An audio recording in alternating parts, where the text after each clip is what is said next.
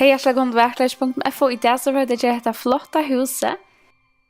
Og oppskriften til sirupskøkhuset her på her.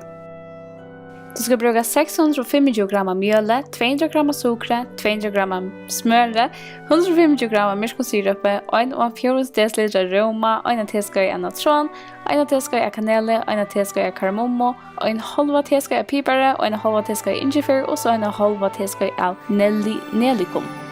Og det er så tilfærd til dodge. Og tilfærd til binte, for jeg gjør glæring, så skal det ha 400 gram av florsukker, og 2 hita vi gjør det ikke videre, og så kan vi bruke blanda bomma pinta vi. Framfor hotten i hesen er vi hita varlig smør, sukker, sirupen og roman inn i kryddon ved en kjøkkenbottene, og vi lader koka i omløy 1 minutt. Og tydningen er at du rører vel alle tynne medan det vil koka. Sen skal du lete blanda gjøres helt kaldt, blanda sedan mjöl samman vid krydderinon och natronon och allt väl samman vid romablandingene. Dodge klistrar så blir det sjålande till akkurat mera mjöl i. Ta du lägga dodge så ska du lägga det i en skål och köra viskusticka eller låk om man har. Och sen ska du sätta det i kölskap eller chattle notterna iver och så blir det mega lätt arbete vid. Ta i dodge stein notterna iver så kan du rutla det ut i plater som omlagt 3-4 mm till tjuktar. Og det er lettere å rulle dodge ut hvis du hever ta i middelen 2 lø av bærspapur.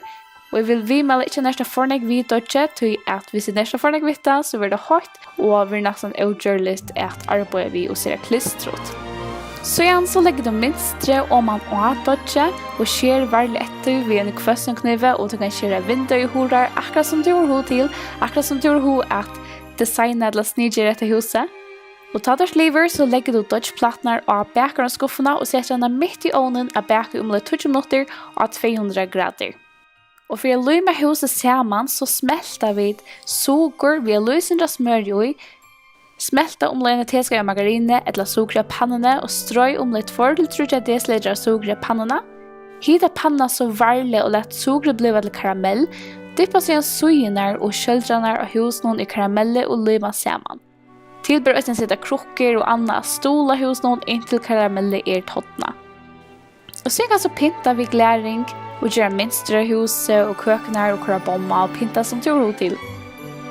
Og du kan få minstre til dette huset og av luko 21 av dove.fo her er en link. Og nå så på den så ikke Gustav Jack, da jeg gjør det mot syrupske hus.